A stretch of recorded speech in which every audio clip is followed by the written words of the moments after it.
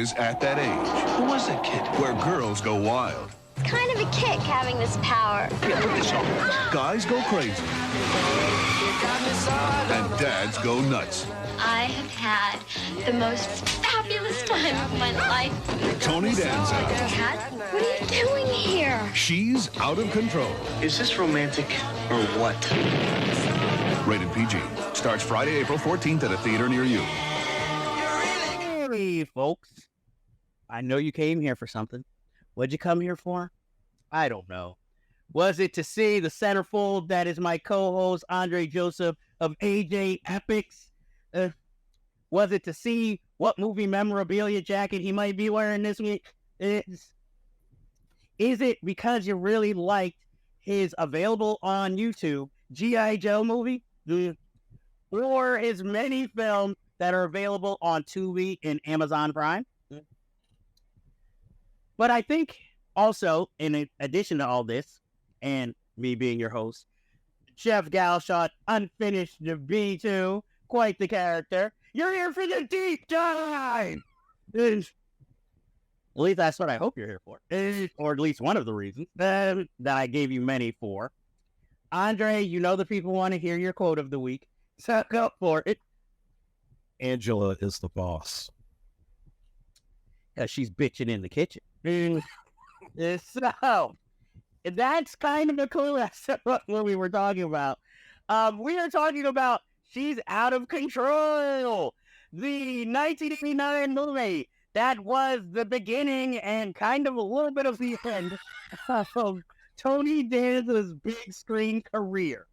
Starring Tony Danza with Amy Dolenz. Hold on. I gotta look at the cast. Because all I know is their character's name. I'm like, Dr. Jeffcoat from My Secret Identity.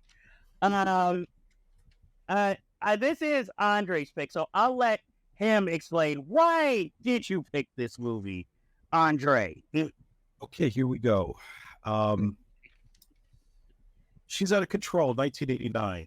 So you have Tony Danza pretty much at the height of his TV success with the ABC show Who's the Boss. And this is at the period when all of these TV stars, sitcom stars were making movies. Him, Michael J. Fox, Tom Selleck, Cosby, and the list goes on and on. You know, Ted Danson, everybody was doing a film, and some were successful, like Mr. Fox, and some like Mr. Cosby, not so much. But this one really takes the cake because of its ridiculous premise that is so outdated. It almost made Gene Siskel quit film career after this. That's a little dramatic on his part, but yeah, but where he's coming from after seeing this film.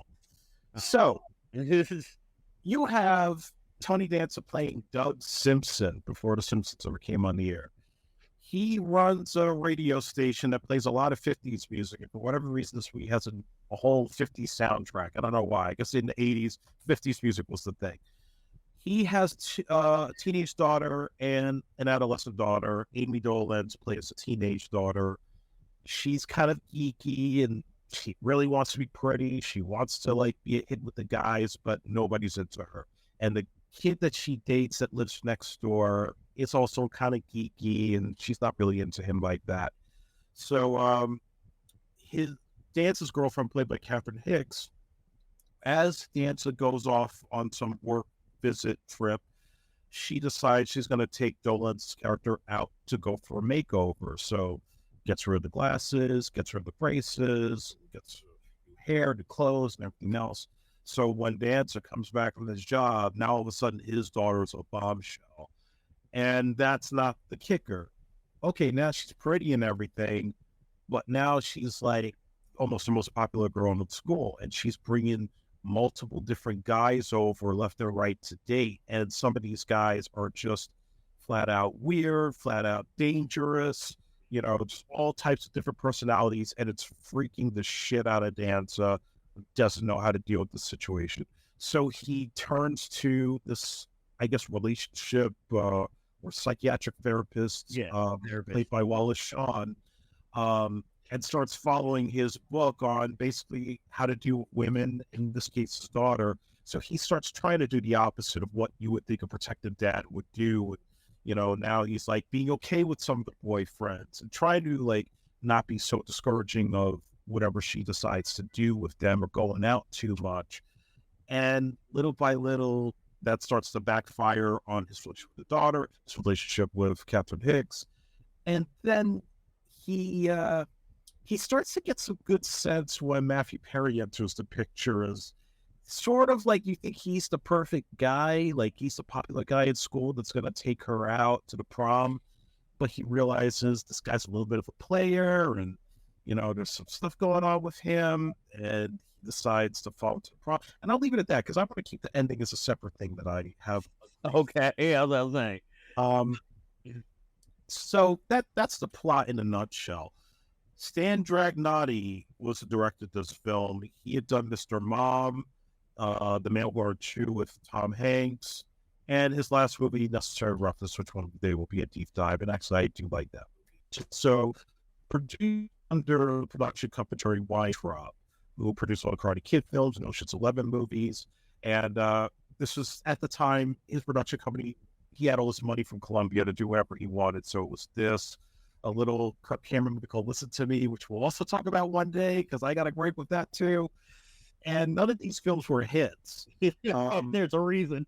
The original script was supposed to be made at Universal, and then went to a turnaround, and Weintraub bought it, and I guess thought it was a good script for Tony Danza, but kind of like, I guess, get him out of the TV, right?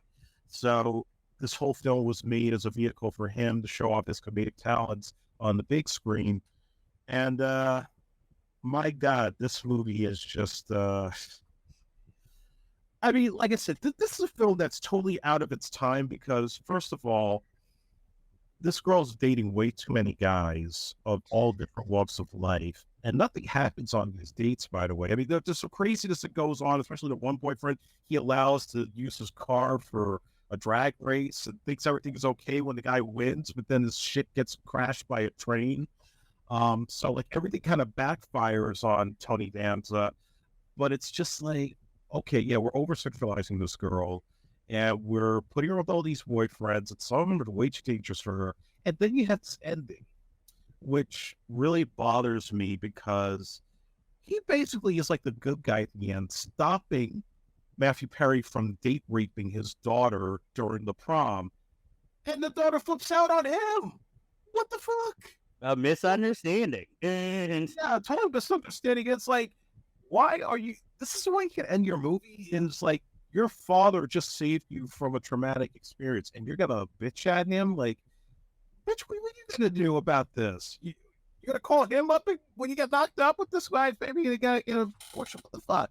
So this movie really has like so many different problems, but I'm going to let you talk, Jeff, because this really pisses me off right now.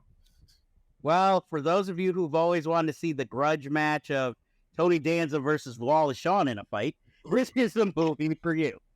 I saw this movie in theaters. I saw it on TBS.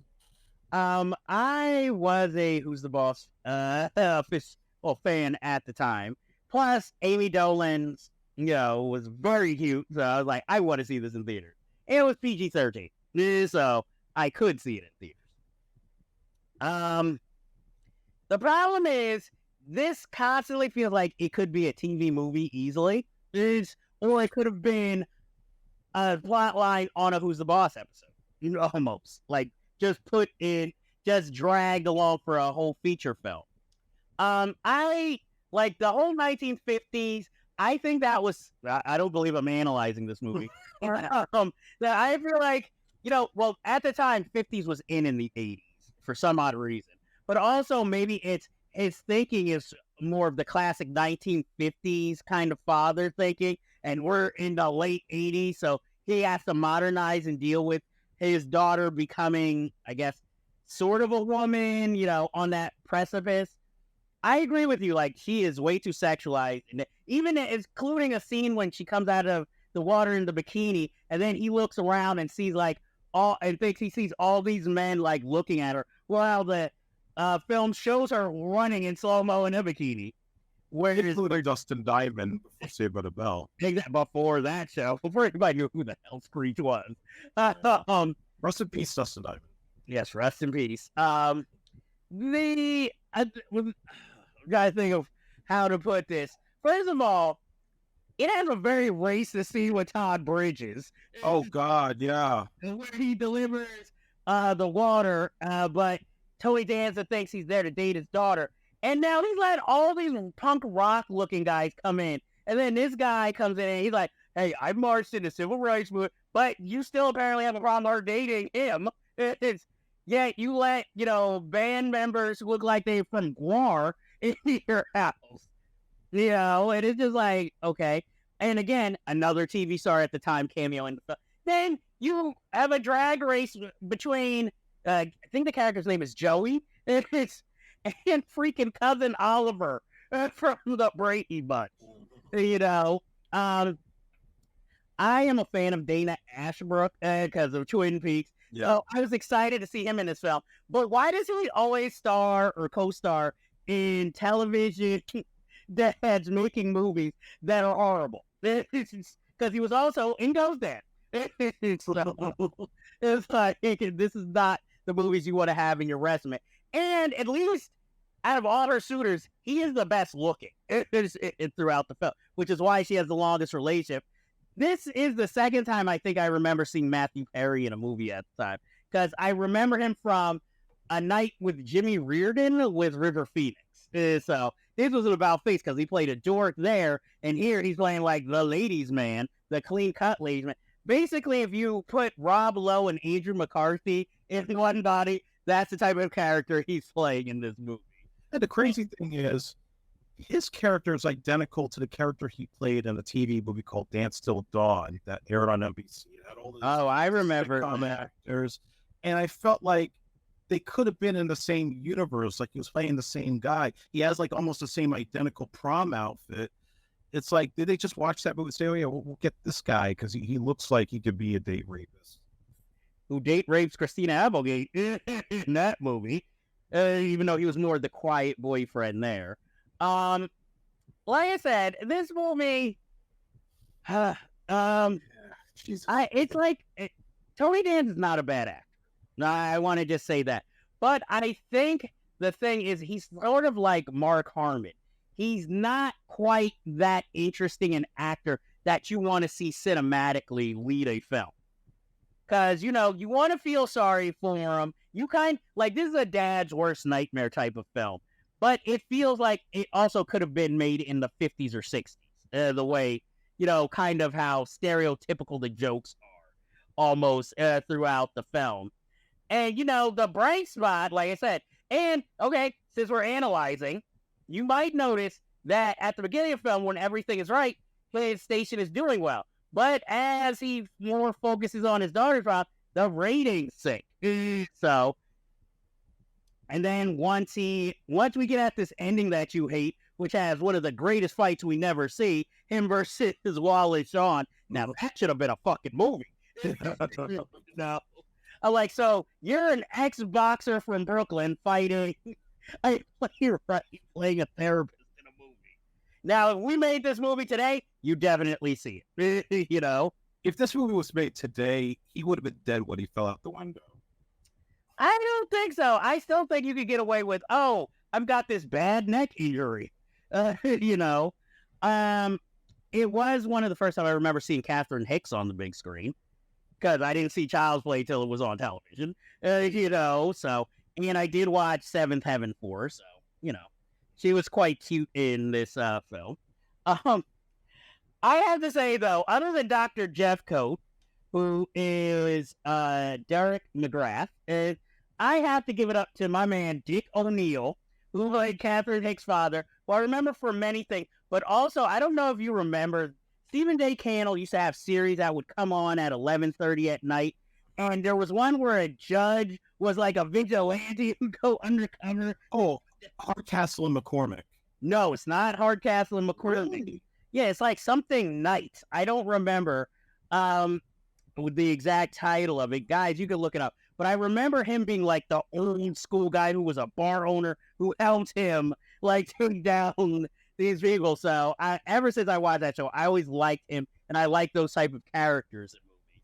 So again, this is more of a movie where I marvel at the cast, but I just like you said, I love Mr. Mom, so I'm just like, Stan, what happened? Was it just a bad screenplay? Did you just need the money? Unfortunately, he's no longer with us. But He didn't have Michael Keaton. He didn't have John Hughes. I'm like, I'd be like, if this was made today, I could see Matthew Broderick starring in it. Though I don't know about the violent scenes. I'd be like, well, he would have been more of a match for Wallace Shawn. But if it was also made today, it would be so exploitive to Amy Dolan's character. Because also, this movie was advertised more as a teenage movie, but we saw the founder for most of the film, So who exactly is this a film for? Who's the audience? Well, the problem you have with casting Danza is like the same thing as casting Tom Selleck in a movie back in those days. People don't have to pay to see them on television when they're doing their show every week. So why are they going to pay $7 back in 1988, 1989 to watch them on the big screen doing basically the same shit that they do on the small screen? So that's one problem. The other problem is that, and this has always been an issue with Tony Danza, is that, okay, he's primarily known for sitcoms and for comedy, but it's not like he's fit in every little thing that he does. Like, he came up at a time when, after Rocky came out, everybody was looking for the next Sylvester Stallone, and because he had a boxing background, that's when he started to get work, and he got cast on Taxi, right? And when Taxi ended, then they offered him all kinds of different roles, and he decided, who's the boss is the most interesting because I get to play a housekeeper, and I fall in love with her mother, who's not dating anybody, and, the bantering between him and Judith Light. And then after this, he was trying to do dramas, but it was hard to take him seriously as a dramatic actor because you just see him and you only think of the show and his dramatic skills.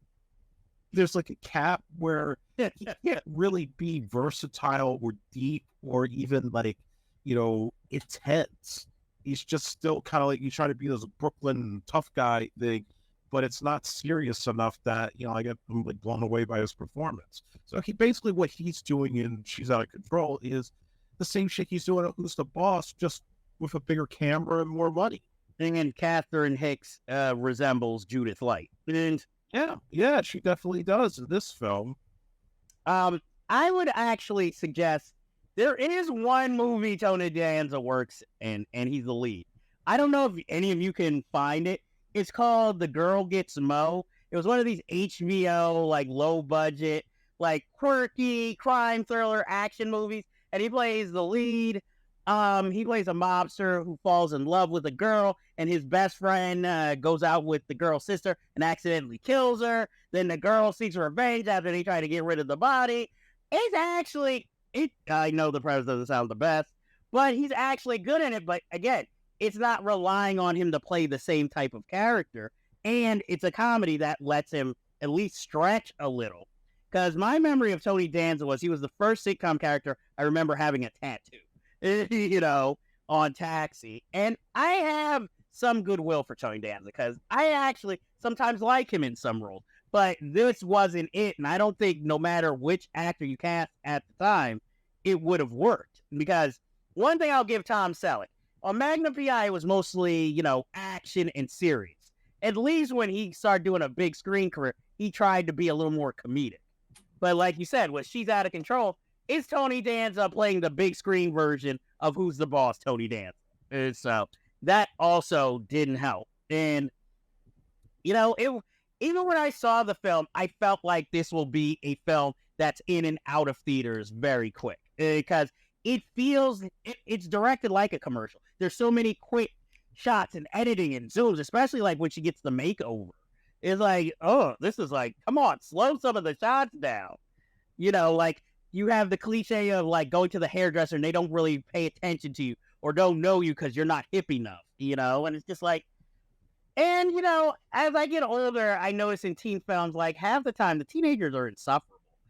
You know, you might have been on their side when you watched it when you were younger because that was supposedly representative of you or your generation. Now, it's like half these teenagers, like, you know, you are so ungrateful. And, you know, Amy Dolan's, you don't really have any sympathy for her character ever because she's going on all these days. What the fuck about school? Yeah, what the fuck about school? But also, too, and this is a missed opportunity, is that you still have like the boyfriend or the ex-boyfriend next door that you could have continued to play up as like a secondary arc to this film. And they seem to downplay that up until the very end when she's about to go on the trip or go away to school and then they're like on the same plane and clearly they're going to have a relationship. But you could have built that up more. He could have been the one to save her from Matthew Perry if they were smart about it. And these writers were not smart. I'll also say that other points I want to make, that Tony Danza, I think, only had 2 really good movie roles. That was Angels in the Outfield, because he barely spoke in it. I remember that one. He just had to look depressed the whole time because he's like obviously a beat up ball player. I think I know the other role you're going to say. Yeah, Don Juan. You know, Oh, I thought you were going to say Crash as the racist. yeah, he's barely in that too, but at least at Don John, I could believe him as Joseph Gordon-Levitt's dad. Italian macho stereotype. Yeah. And the other thing too is like talk about the 50 setting and the way it looks like a commercial. I gotta say, some of the production design in this movie, which I guess is trying to be like all this 50s throwback stuff with the neon lights and stuff.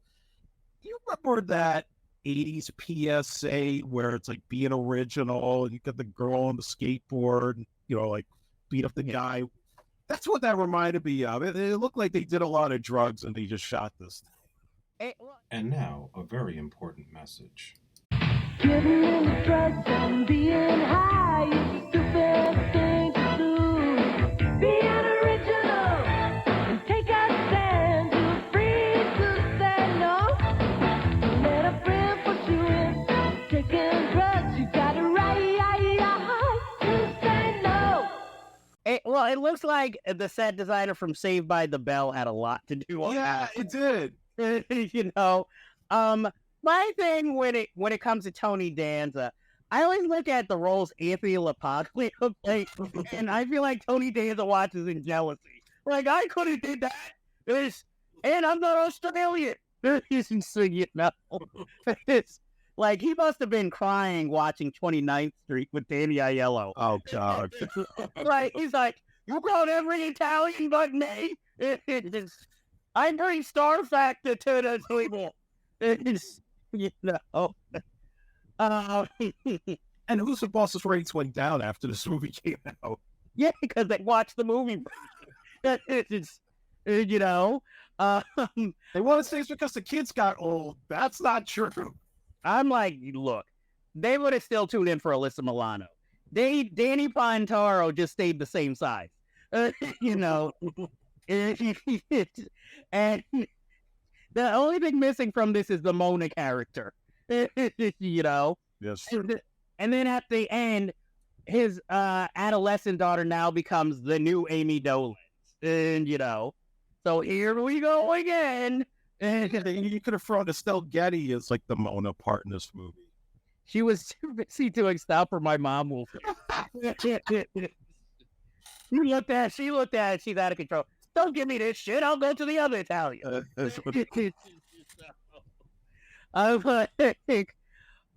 Yeah, this movie, like, soon as you say any scene from this movie, you know what year it came out.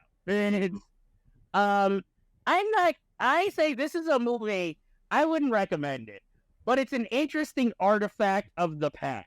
You know, like, it's sort of like those McDonald's glasses you would get in the 1980s that are themed. You'd put them on your shelf, but you wouldn't drink out of them now. Probably because they have lead paint. Yeah, it would have like the Moon Man guy that they used to promote. They need to play him back. His ass needs to come back.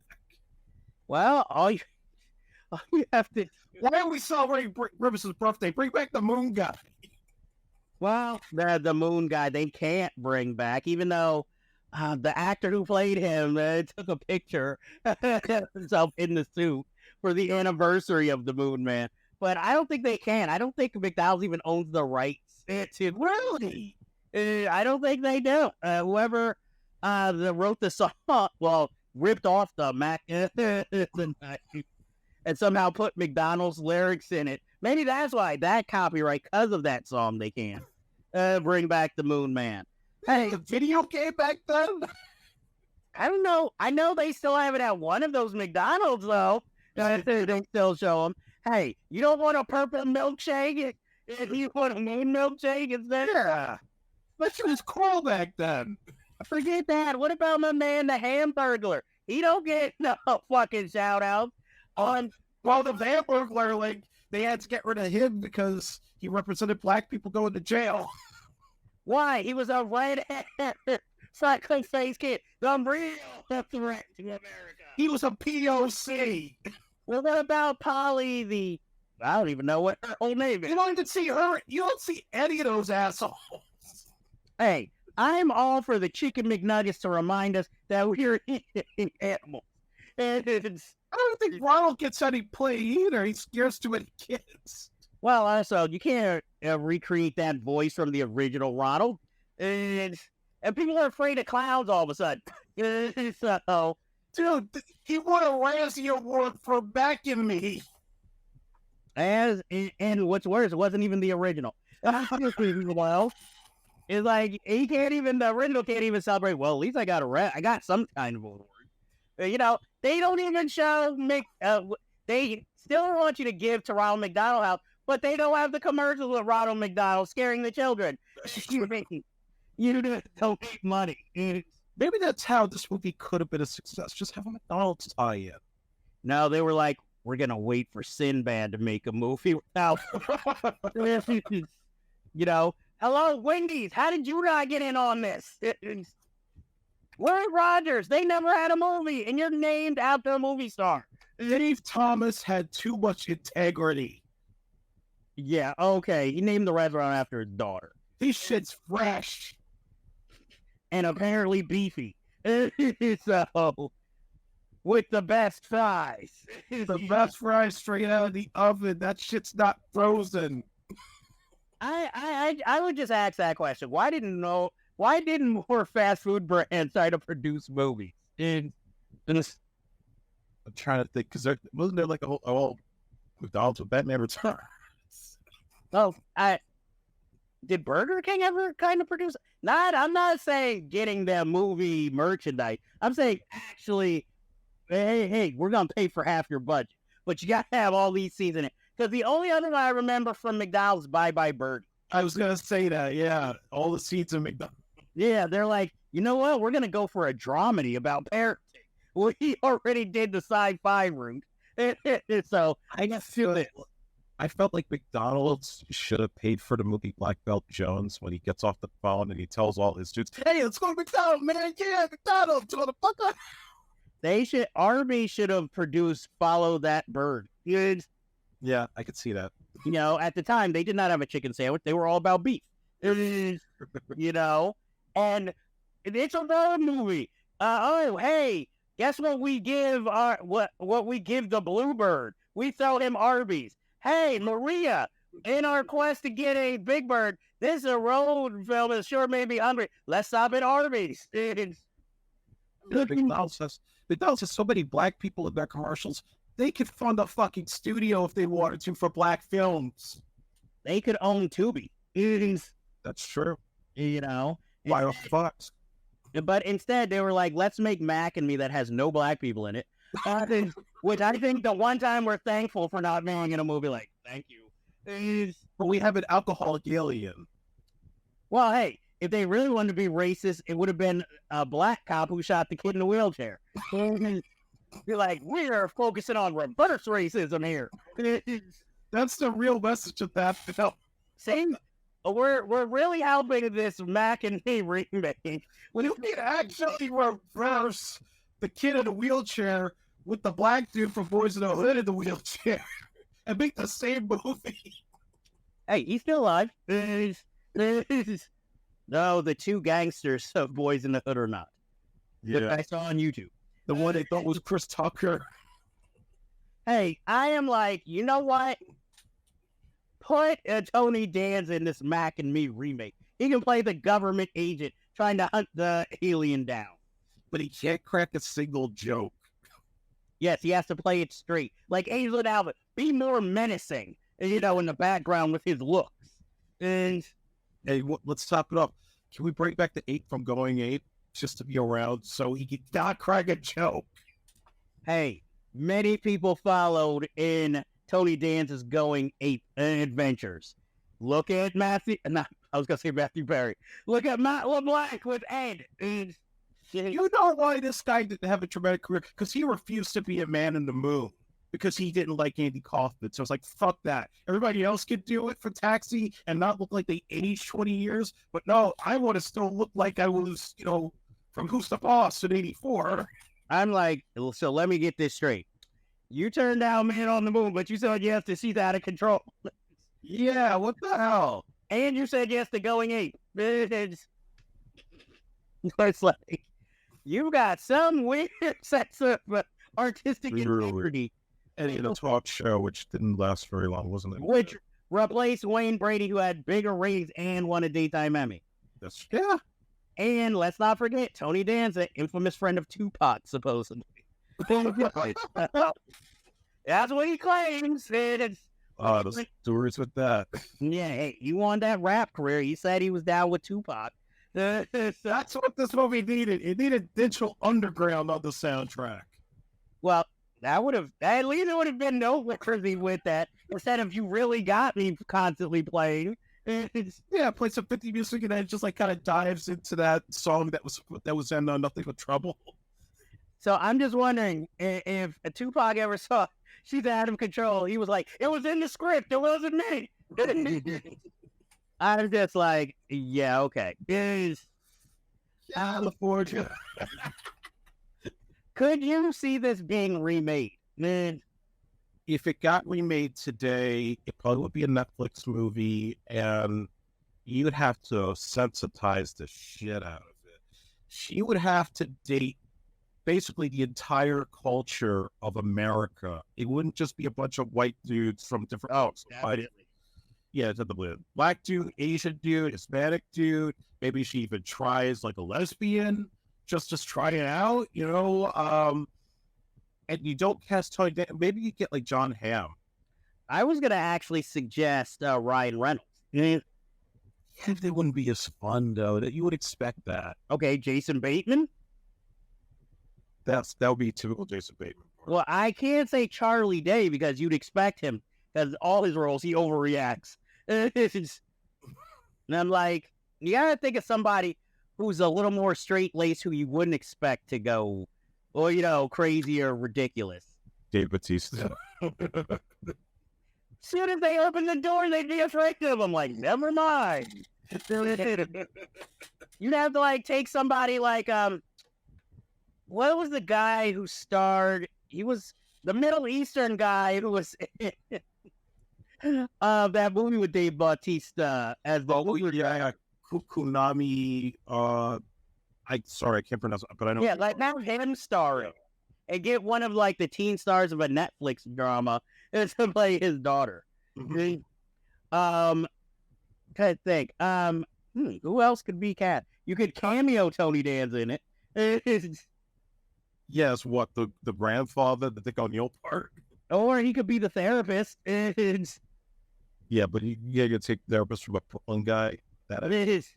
There are many therapists from Brooklyn, I will have you know.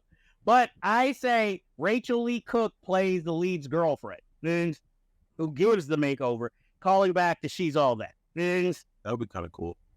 See, I'm telling you, I'm pitching these things, people. Just call me. We can make some remakes here. So, would you recommend this movie? Fuck no. Would you suggest people watch it high or drunk? I would piss drunk with a lot of weed and just get your friends together on Chinese New Year. Buy a lot of Chinese food that day. I think this could be a movie for riff tracks. You know? This would be the perfect Riff Tracks movie. Oh man, just alone, the coolest Ice episode, where as soon as Michael Gross tells him to get the fuck out of his house, he's like, "Yes, that's what everybody in America wanted." I'm just like, this movie. Oh wow. I'm not amazed it was made, but I'm just like, the only way I would watch this or get the DVD is if all involved were still alive for a commentary track to explain what happened. And You probably pay Tony Danza. What the fuck is he doing these days now? well, don't forget he had that reality show where he was a teacher. It's, well, I don't want to hear from Stan Tricon. But he's dead. I know, that's what I said. If he was still alive and gave a commentary track, I am down. I mean, Catherine Hicks is ducking ever since, you know, the infamous actor from Seven got into trouble. So you don't really hear from her much. Though I would like to know what Amy Dolan's up to. Vince. Well, she got married. She acted for a little while after that. She did a couple of shows, and then she got married, had a kid, and then basically retired. Okay, because I remember Slugs with Seth Green and Alfonso Ribeiro she was in, and one of the Witchboard movies. And after that, I think she played she was in Ferris Bueller's Day Off, the series. Yeah. And then it was mostly like girlfriend or wife roles after that, you know? But, I mean, let me put it this way. She doesn't sink the film. She does what is required. And she's, even though I can't stand her character, she's one of the more likable elements of the movie. Because she's just she's a 20-something-year-old actress who's actually a teenager who's fabulous. She did what was required. Tony Danza knew better. I'm like, hey, you give me a co-starring role in a movie that's going to go to theaters, I'll take it without reading the script. As long as I don't have to do nudity. So... But I'd like to get her commentary just on that character dating as many guys as she did. And I mean, you would think She-Hulk was embarrassing with the amount of guys she was dating on that show, but Jesus Christ. I mean, she's not some tramp off the street just dating, some asshole mobster. It's like she's a suburban girl dating punk rockers and dating them all at once. Wait, where's the attract? Give me the story of where she's getting attracted to these guys and she's bringing them home all of a sudden. Like, she's going to get married to these people. I may sound like I'm an old man, but I mean, Jesus Christ, that's just weird. Well, maybe his rule was they always have to come pick her up. And the way, like you said, it's set up, it's like she's the easy girl at school because everybody seems to come to take her out and always. And you can't really even tell that she's dating, what's his name, Joey, when she is. Because it still seems like there is still a stream of dudes coming by, Well, you got one thing right. Everybody likes to come. Maybe that's what this should have been called. Everybody loves Katie. And that's what this movie should have been called. Though it makes it sound more pornographic. So I'm like, hey, beware, go at your own risk. It's an interesting 80s artifact, but it's not a must-see. Unless you're really into the acting of Tony Danza. If you got nothing to watch on Tubi and you just need something, you can watch this in the background. True. I mean, you could just put it on in the background. It's better watched than listened to. At Dana Ashbrook, we all had to start somewhere. So... that ends our business on this episode. But until next time, when we have more business, we bid you adieu.